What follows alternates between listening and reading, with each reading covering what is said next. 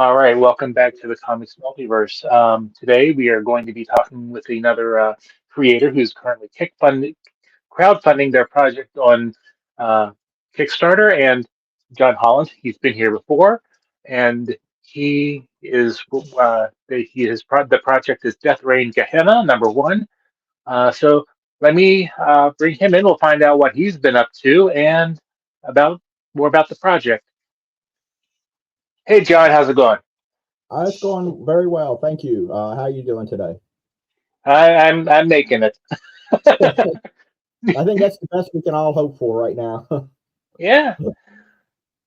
Oh, I mean, it's been a couple months or so since we last chatted. How has the how has things been treating you?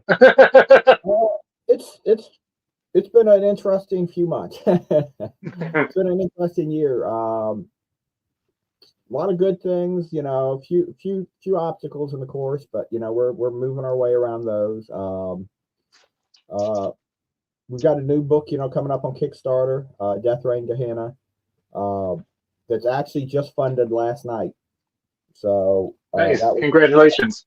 that was really good news. So now we're just, we still got a little over 2 weeks, I think, left to push it. So we're just trying to get that number up even higher. So, and just continuing, I've got a lot of other books in process, in one form or another, trying to get back out. So, or to write. So it's a daily thing.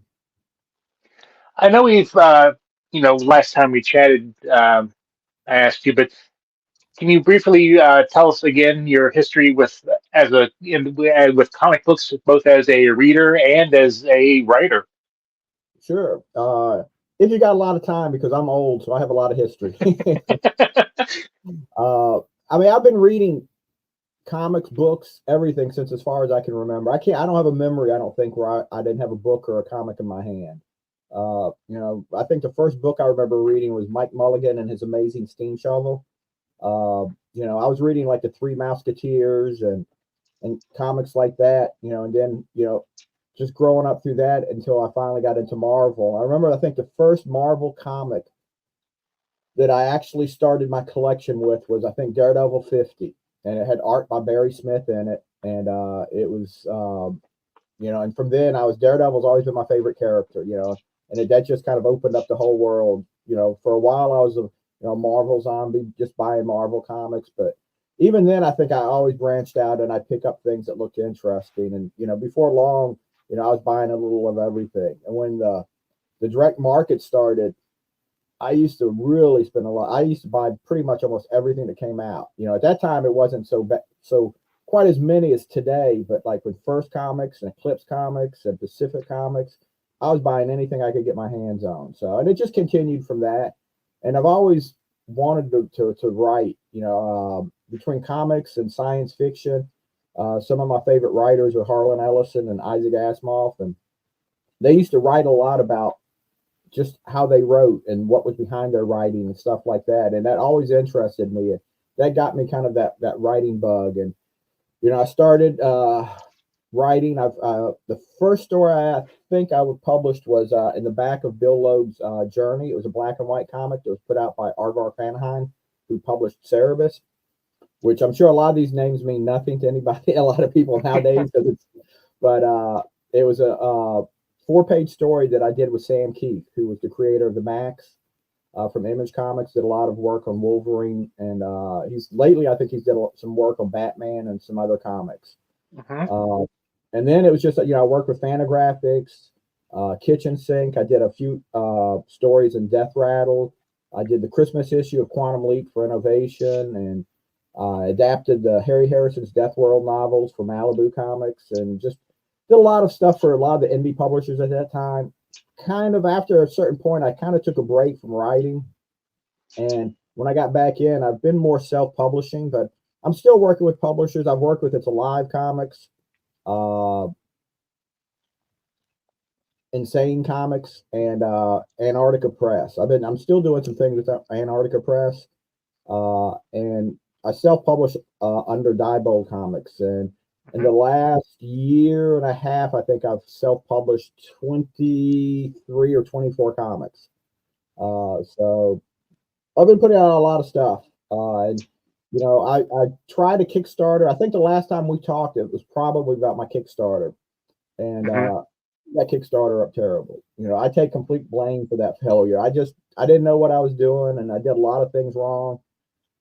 So we started a new Kickstarter. I've with the artist Travis Smith, who we came up with this project, and we're doing a new Kickstarter that just actually, like I said, funded. So I'm feeling a lot better, feeling like I learned from my mistakes, and moving forward. Hopefully this year I've got a few more Kickstarters planned. I'm actually going to bring Alma, which was my first Kickstarter that didn't fund. Hmm. That's probably gonna be the next project I may kickstart, and then this project we're working on right now, Death Rain, is planned as a continuing series. So our plan is to get this out like every 2 months, and we'll just kickstart each issue as we move along. We built a little more leeway into the first issue because this is all kind of new to all of us. So we built a little more leeway as far as time, and then we didn't schedule us to get done in quite 2 months. We figured this way, if we takes a little bit longer, we can get it done, but then by then, hopefully, we're going to get it down to where we can get it out every 2 months and have some type of continuing, regularity to this thing. So that's a perfect segue. Kind of give us an overview of what the story for Death Rain is. Death Rain takes place on a planet called Gehenna, and basically, it's a planet where it has no ties to reality. The whole planet is, you can be in one region of the planet and it could be filled with demons. If you walk to the next region, it could be vampires. Another region could be time has no meaning. So it gives us a lot of leeway to tell almost any type of story we want to. We're kind of looking back to the '90s for inspiration. Uh, Once you start, if you've seen any of the artwork, you could see, Travis was very influenced by '90s Image Comics, uh, and that's going to be our first storyline. Basically, there's cities from Earth that are just disappearing from Earth and reappearing on the planet, and the demons in this area, or their job is mainly just to kill the humans, and our main characters are there to stop that and to protect the humans. Mhm. But we're looking at '90s comics. We're definitely looking at Image's influence. But during the '90s, a lot of stuff came out. Sandman. I think Preacher came out in the '90s. Hellboy. A lot of different comics. A lot of different styles. And we're looking at all of those different styles as inspiration. This storyline may focus in one way and have a certain look to it, and our next storyline could be completely different. So, who are the main characters of at least this issue? Yeah. The main characters are just Jericho Black, uh, Allison, and then Steve, the Death Machine of the Apocalypse. Apocalypse. I have problem pronouncing that word. Uh, and they all have their different reasons for opposing the demons and helping the humans. Jericho has some ties to Earth that we're going to learn about as we continue the storyline. Allison was actually one time part of the demons, and she's looking just to redeem herself, uh, and prove that she could be more than a demon. And Steve is basically just looking to prove that he has a soul and that he's not just a monster that was created to kill. Okay. So let's talk a little bit more about the rest of the creative team. I know you've mentioned Travis, and I believe he's from my home state, which kind of caught my attention. How did you meet, or how you get connected with him? Uh, Basically, it was on Facebook. It seems like my last probably 5 years or more, almost every creator that I've worked with has been through Facebook.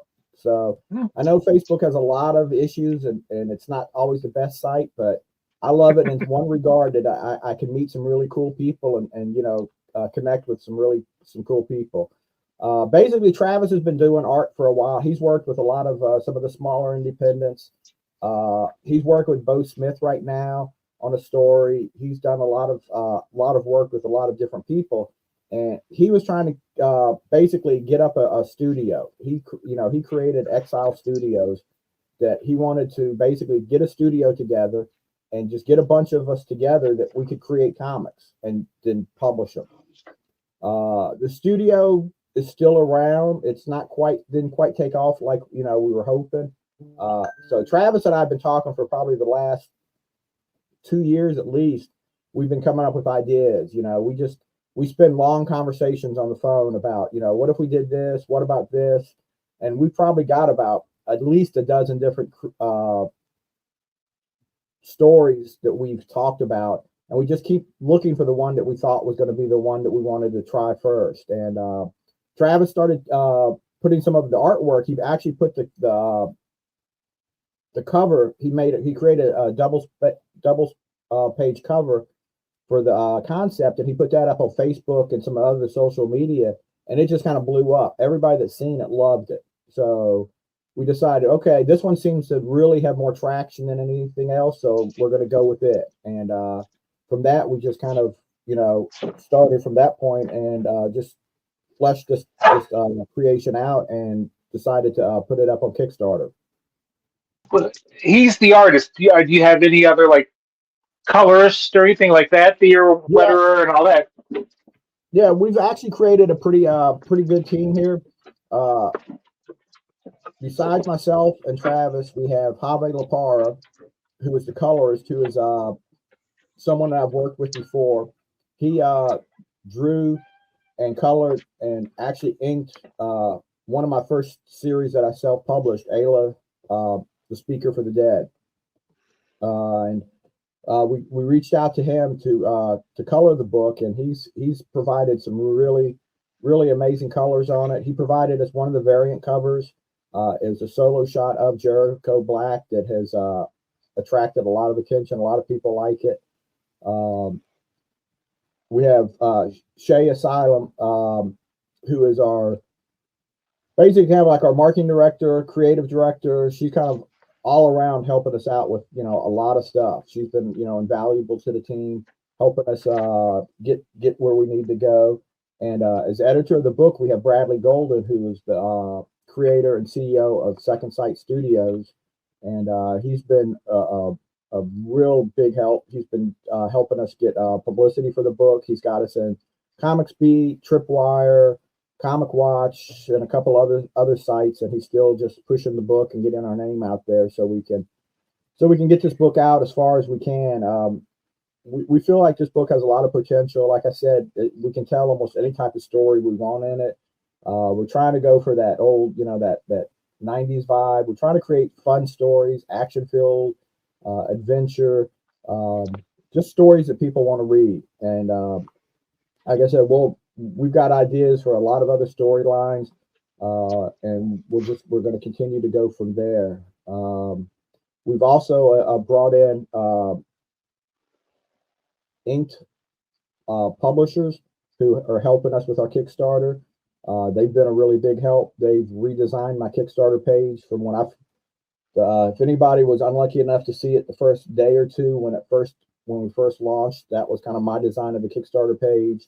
And I've learned from my mistakes from my previous Kickstarter, but I've open to making new mistakes on Kickstarter. So, I really wasn't that sure how to design the page, and that's not all my abilities. So Kevin from Inked Pub has come in, redesigned the page, made us look, professional, made us look like we know what we're doing, which is always a big help.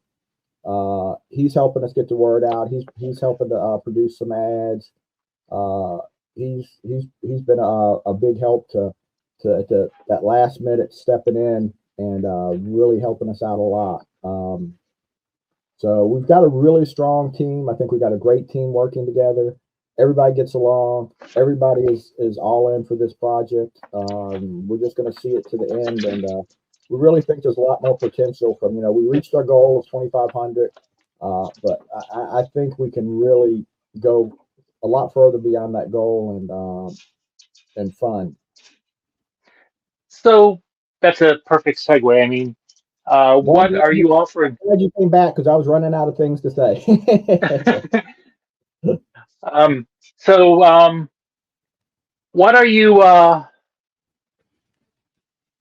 what are you offering? For people, to support your book.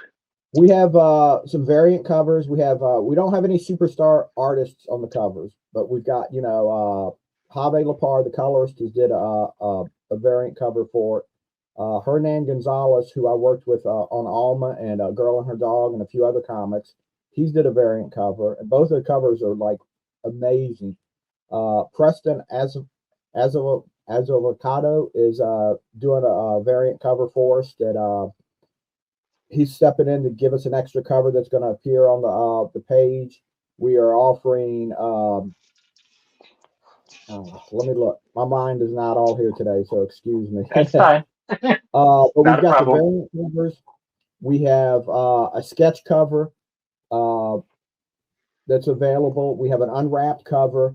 I mean, not an unwrapped issue that basically is going to be Travis's pencils, because while Travis has been posting a lot of his artwork, he has gotten a lot of people asking that they want to try to ink his work. Travis does very, very tight pencils, and we've had a lot of people wanting to ink his work.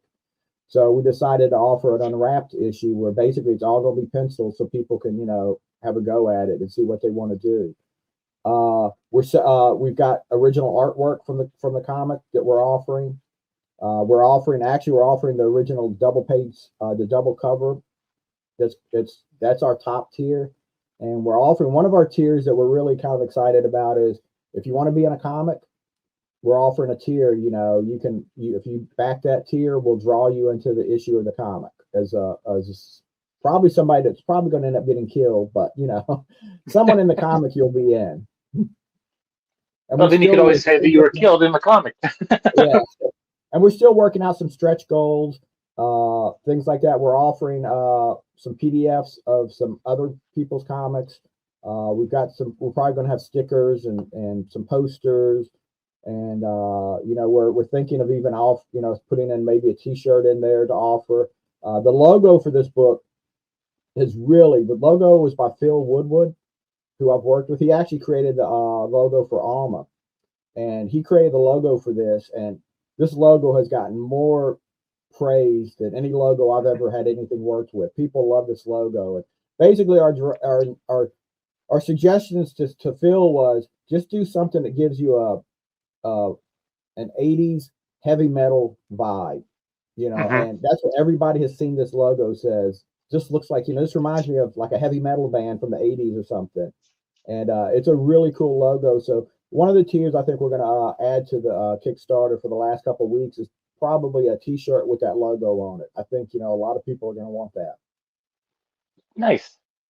Well, I'll give you a chance to kind of give one last pitch for the book after in a bit. But would you like to play 5 questions? Definitely. All right.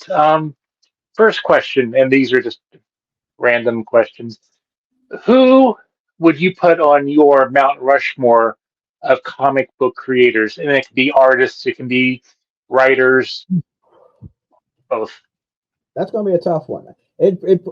Whoever I tell you, there's probably going to always be change because, as things go along. But I think one of the first ones I'd have to put is Stan Lee. I know he can be a polarizing figure in comics, but Stan is one of the voices that attracted me to comics in the beginning, and now we know a lot of what he wrote about as far as Marvel comics is not really true, but at the time reading how fun the bullpen, how fun all the creators were, just how he pushed Marvel comics and his writing in it, that had a big influence on me wanting to read Marvel comics above everything else and to keep reading it. So he's got to be there just because no matter what, no matter what's changed, if it hadn't been for Stan Lee, I may not be sitting here writing comics right now.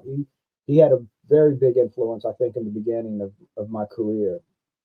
After that, I would have to say, oh gosh, I'm trying to think of some other writers and creators. Steve Gerber.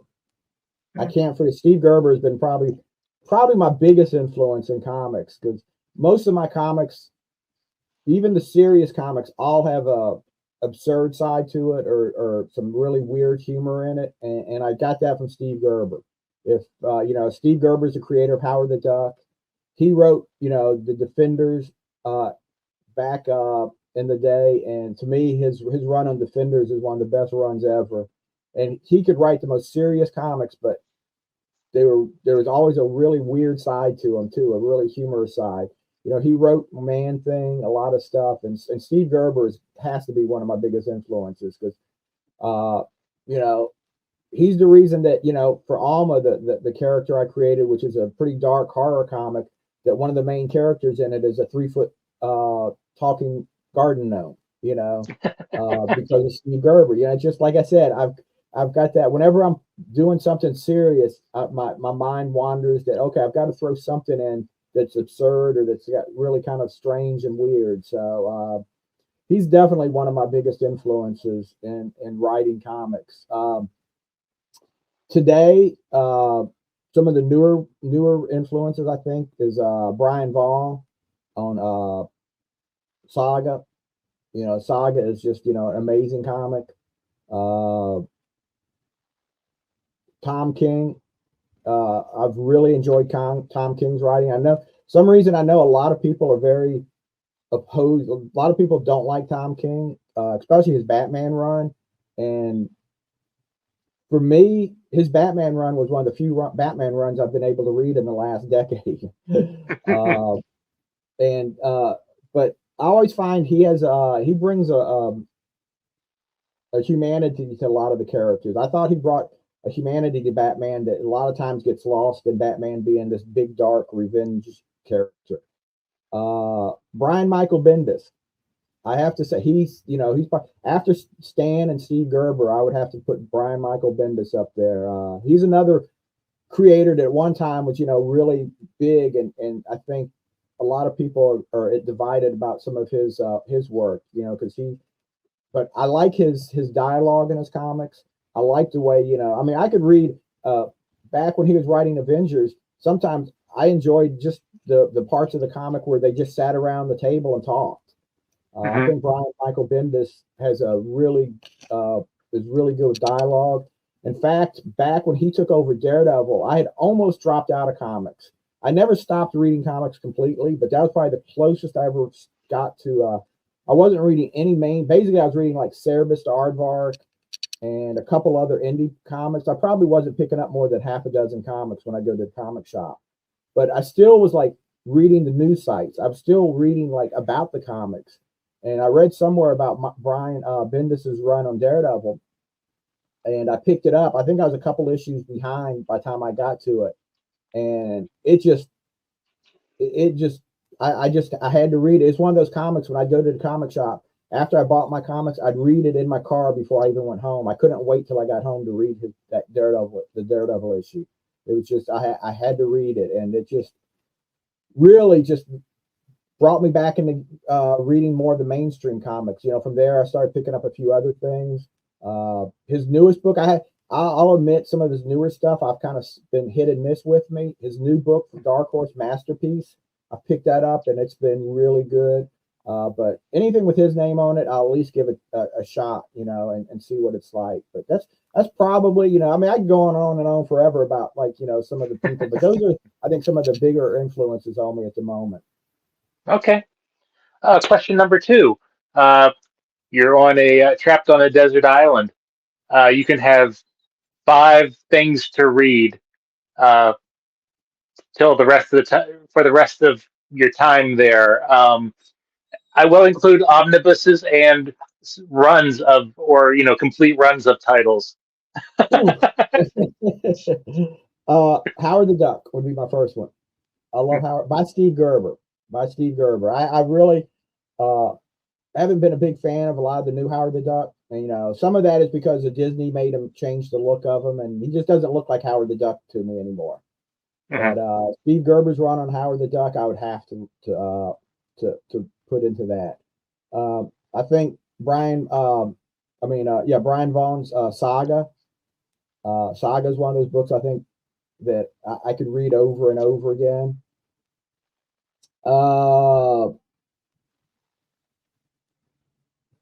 Daredevil would be a hard one to pick. Just I like I said, Brian. I enjoyed Daredevil before Bendis even got on it.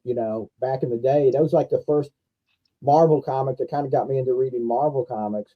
I really enjoyed Frank Miller's run on it. When he kind of revolutionized Daredevil, kind of changed him, or brought him back and back a little more popular. But almost the whole run of Daredevil, because there's so many, it seems like a lot of writers and artists do their best. Ed Brubaker's Daredevil.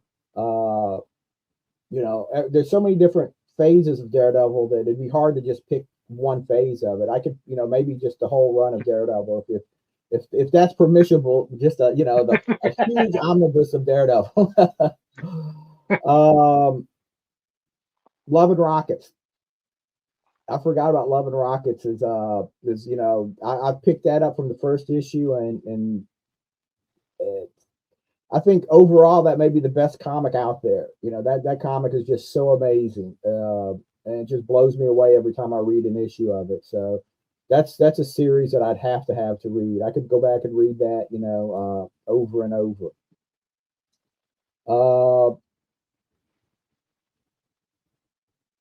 Maybe Ed Brubaker's, some of his, almost all his, Criminal. I've been really enjoying his Reckless series, the standalone books. I haven't had a chance to pick up the last couple that he did that wasn't Reckless, but I'll eventually go back and get those too. But so maybe his Reckless series, because I really enjoyed those, and maybe like the first 50 issues of Fantastic Four.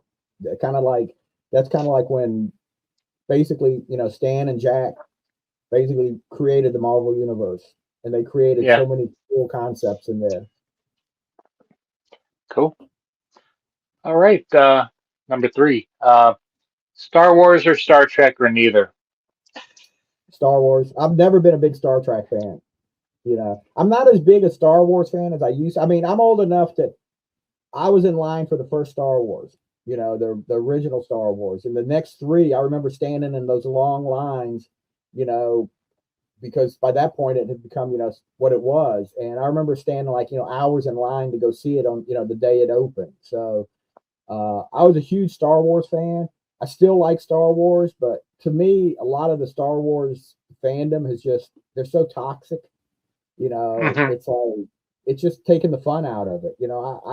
I like to see a good movie, but I'm not going to be so upset about stuff. So Star Wars probably between the two. Star Trek was weird. My dad was like Star Trek when it first came on.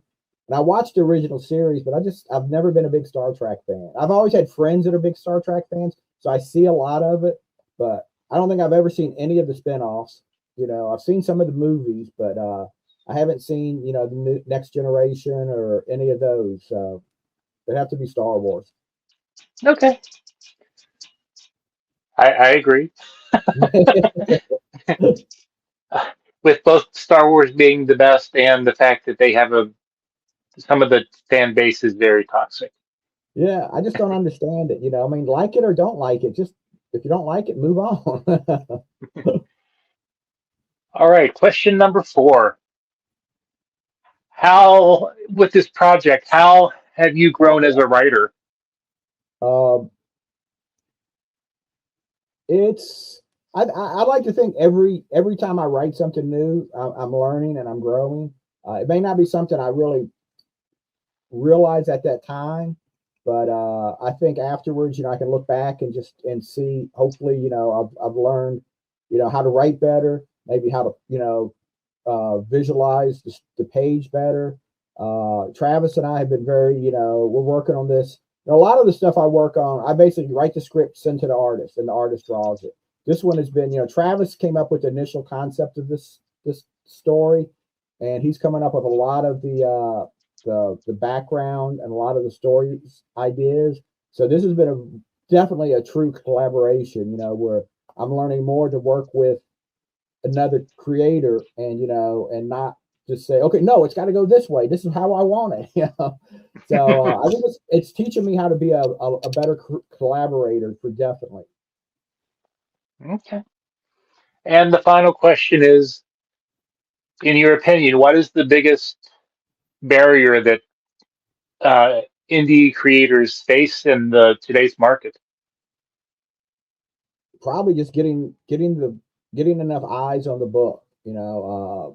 Getting it's hard to most indie creators aren't going to be in Diamond Comics or Lunar Comics or any of the distributors. So you're already facing that challenge of getting your book out. And getting, you can be on Facebook all you want and social media. And, we've posted a million times. I mean, we posted so much with this new project. We were just talking about, like, people have got to be getting tired of us. They keep seeing our posts over and over and over, but there's not a lot of options. You have to get out there and, try to, there's not, I think Kickstarter right now is a really, really good chance, a really good way to get people to see your book, because a lot of the stuff on Kickstarter you don't see anywhere else. You're never going to see a lot of those books in the comic shop. But those some of those books can still make $20,000-$30,000 or even more than that, because people, there's a lot. I think there's a whole fan base of people now that go to Kickstarter and just scroll through Kickstarter looking for stuff to back, looking for books to read. It's kind of like a huge comic shop, that people can go in and all the different people trying to back it, or just, they can look at, that's their comic on the shelf that people can look at and say, okay, I want to try to back this one, or I want to try to back that. Because, even, with all our pushing on on social media and every other site, there's still a lot of people, I think, that just see the product on Kickstarter. They just go to Kickstarter and say, okay, let me find some comics and look through them and see what I think I'd like. And I think that's been a big help. I think it's going to be a big help for us. I think, we still got a chance to really go past our goal. And I think that's going to be a big help to move on. See, I don't have to worry about my dog today because Wednesday's still at the dog sitter. I haven't picked her up yet. Otherwise, my whole camera would be shaking. You'd probably see her jumping on me. So it's been a quiet. That's why I'm going on mute. He's back to barking.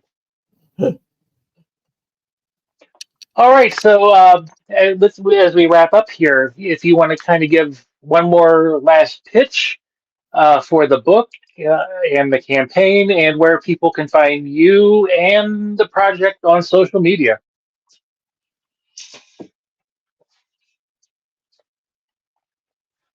Yeah, basically, I think, if you like anything to do with the 90s, if you're a fan of the old Image comics, when they first started, the 90s, and even beyond just the Image comics, like I said, we're kind of going for that whole vibe of the 90s. We're looking at Sandman and all of those different concepts and books that made the 90s such a interesting time to be reading comics. Pick up Death Reign, Gehenna. It's a lot of action, some really amazing artwork. Travis is an amazing artist. Hopefully, I think I'm holding up my end. It's going to have a really good story. Just a lot of fun. It's going to be a fun book to read. The first issue is going to be 48 pages. Depending on how long our final story ends up being, it could be 24, 32, and then whatever. If we don't finish the whole first story in the first issue, we're going to have backups in it. We've got, we talked about some of the concepts, we had come up with, and we're just going to put some backup stories in it that are going to be really cool. So you can find it, excuse me, on Kickstarter under Death Reign, Gehenna. And just go, we funded, the book is coming out, we'll have the book done. So it will be out. You can find me, my main site right now is Ko-Fi, which is KO dash FI Diebold Comics / Diebold Comics. That's where basically I have everything. I have a shop on there. I have a blog. I post on that site for everything. I've got some tiers on there. If you want to help me out, you can contribute to and get some free comics and things like that. And of course, I'm on every social media, either as John Holland or Diebold Comics. Well, I want to thank you for taking the time today to catch up, tell us about the project, and we'll continue to push, include the campaign in our weekly crowdfunder corner on Comic Watch, and track your progress. And when you're ready, have you back and uh, hear about that. Also, appreciate it, sir. Thank you very much. I enjoyed the talk. All right, catch you later. All right, thank you.